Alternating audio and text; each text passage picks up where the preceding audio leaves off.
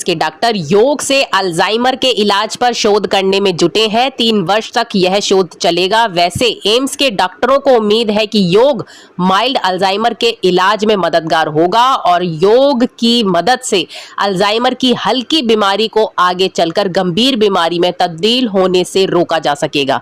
लेकिन शोध का परिणाम आने के बाद ही एम्स डॉक्टर किसी नतीजे पर पहुंचेंगे।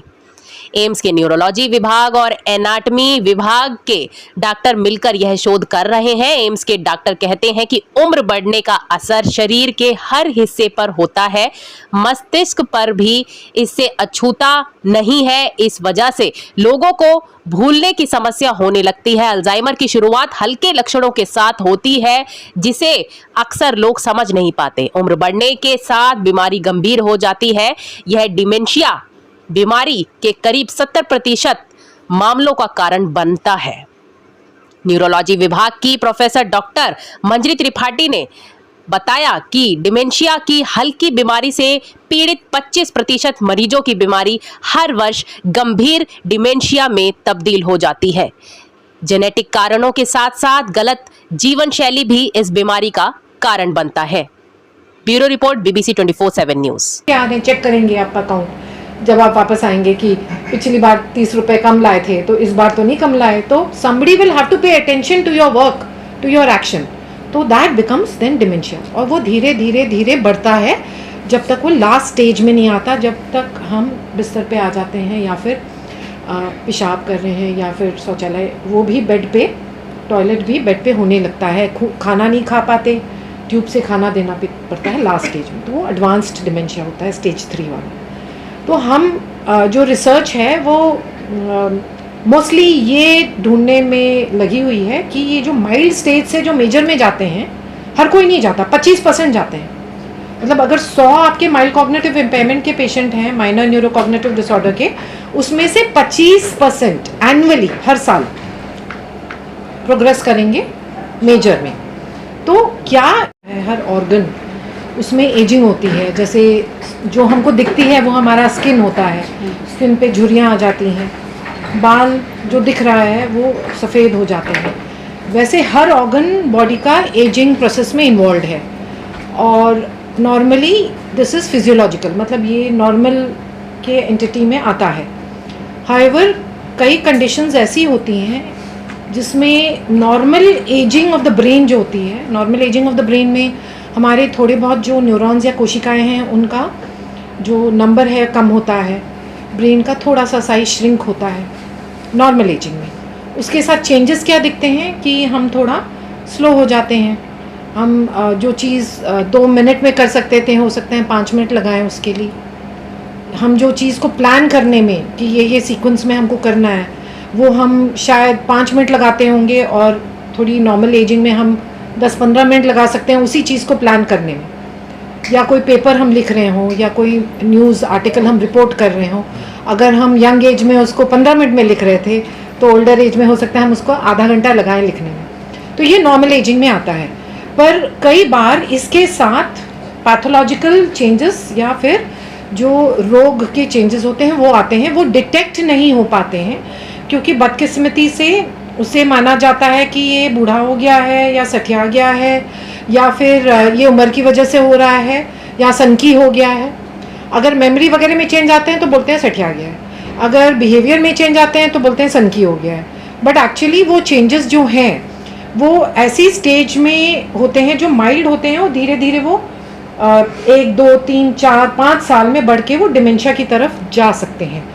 अब हर कोई डिमेंशिया की तरफ नहीं जाता है, तो अगर हम ये अर्ली स्टेज को माइल्ड कॉग्निटिव इम्पेयरमेंट बोलें, माइल्ड मतलब थे जो रिटायर्ड फुटबॉल प्लेयर्स थे या बॉक्सिंग प्लेयर्स थे और उनको कैसे डिमेंशिया हो रहा था और उसने बताया कि ये रिस्क है, ये रिस्क है। अमेरिकन सोसाइटी एक्सेप्ट करने को तैयार नहीं है कि हमारे खेलने से ये हो सकता है। अब एक्सेप्टेड है क्योंकि उसने दिखाया पैथोलॉजी में भी, जो ब्रेन का ऑटोप्सी में हम देखते हैं कि इनके वर्सेस जो नॉन फुटबॉल प्लेयर्स हैं कितना ब्रेन में डिजेनरेशन हुआ, कितना माइक्रो हेमरेज हुआ। तो टॉक्सिक स्ट्रेस फिजिकल मतलब जैसे सर पे चोट लगना, तो टॉक्सिक स्ट्रेस एक हो गया फिजिकल स्ट्रेस, एक होता है टॉक्सिक स्ट्रेस मेंटल। थोड़ा बहुत तो स्ट्रेस हर एक की ज़िंदगी में है और होना भी चाहिए। अगर स्ट्रेस नहीं होगा हम शायद बिस्तर से उठ के काम भी ना करें। तो stress, minimal stress is required, मतलब कैटरपिलर को भी बटरफ्लाई बनने में थोड़ा बहुत स्ट्रेस, उसको ककून जिसमें है उसको तोड़ना पड़ता है, तो उतना स्ट्रेस, नॉर्मल स्ट्रेस जिसमें हम अडेप्ट कर लें और उसके साथ हम चलें, वो अलाउड है। पर कई बार वर्क एटमॉस्फेयर में या हमारी दिनचर्या में या जिस तरीके से हम काम कर रहे हैं, पर्टिकुलरली अगर हम अपनी एग्जाम्पल लें, पर्टिकुलरली वुमेन जैसे नर्सेज वगैरह हैं, सुबह 4 बजे उठ के खाना बनाना, बच्चों को स्कूल भेजना, फिर आना, तो उनका जो फिजिकल तो होता ही है पर मेंटल स्ट्रेस भी होता है, क्योंकि काम का प्रेशर, घर का प्रेशर।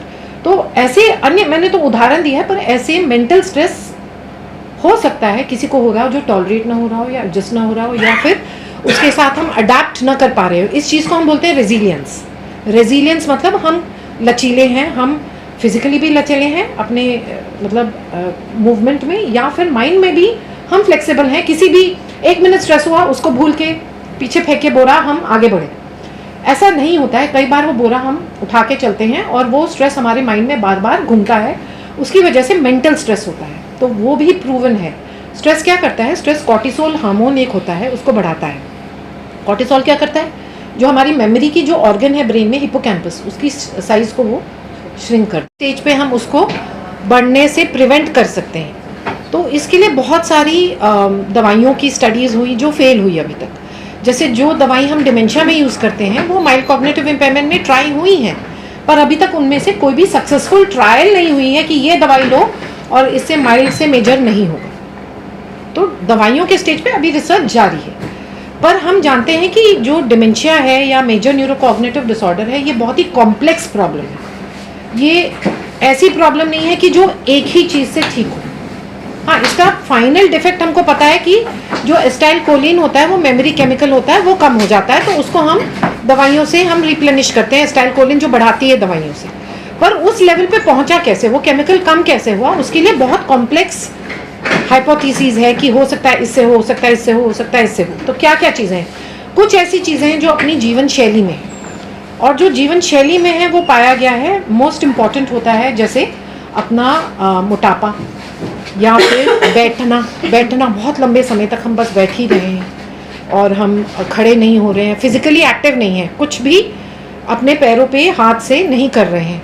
तो ये एक है सेडेंटरी लाइफस्टाइल जिसको बोलते हैं, टीवी के सामने बैठ जाना, जो आप लोगों का सबका काम है, सॉरी, बट वो भी बढ़ाता है डिमेंशिया को। फिर blood pressure, diabetes, smoking, alcohol, कुछ भी अमाउंट में अल्कोहल बढ़ाता है। स्ट्रेस बहुत इंपॉर्टेंट फैक्टर है। कोई भी स्ट्रेस टॉक्सिक हो, टॉक्सिक। अब स्ट्रेस अलग अलग प्रकार का होता है। एक तो होता है फिजिकल स्ट्रेस। फिजिकल स्ट्रेस का तो पक्का एस्टैब्लिश्ड है। कैसे पाया गया है? जो बॉक्सिंग करते हैं, जो फुटबॉल खेलते हैं यूएस में, जिनके सर पे हमेशा चोट लगती है, तो चोट लगती है पर बेहोश नहीं होते वो, चोट लग रही है बॉक्सिंग में या फिर खेलने में, तो उससे ब्रेन के अंदर माइक्रो हेमरेजेस होते हैं, जिसकी वजह से डिमेंशिया होता है। एक पिक्चर आप सबको देखनी चाहिए, वो कंकशन में ये दिखाया गया है कैसे एक डॉक्टर ने पकड़ा। For better neuromuscular coordination, sectional breathing जैसे abdominal breathing, thoracic, clavicular breathing, and then asanas. Depending कितनी पर्सन की कैपेबिलिटी है वो आसनास कराए जाएंगे। जैसे विपरीत करनी होता है, जिससे blood flow to the brain बढ़ता है। जो लोग सूर्य नमस्कार करते हैं वो कराएंगे, जिससे हर एंडोक्राइन सिस्टम एक्टिवेट होता है। सो ये हमारा मॉड्यूल है। और उसके बाद नाड़ी शोधन, प्राणायाम और ब्राह्मरी बहुत यूज़फुल होता है इन पेशेंट्स के लिए, एटलीस्ट 10 to 12 राउंड, बिकॉज इससे सारे न्यूरॉन्स एक्टिवेट होते हैं। हमारी प्रीवियस स्टडीज़ ने ये दिखाया है कि चाहे कोई भी ये डिसऑर्डर्स हो, जैसे मेमोरी लॉस हो या सीवियर स्ट्रेस हो, इसमें योगा का बहुत लाभ होता है। और योगा का मतलब यही नहीं कि आसनास करने हैं, प्राणायाम एंड ध्यान का इक्वल रोल है। और ये जैसे मैम ने बताया कि जिन लोगों को बहुत सीवियर स्ट्रेस होता है, इनका सेंटर जो हिपोकैम्पस जो मेमोरी के रिलेटेड है वो साइज़ छोटा हो जाता है।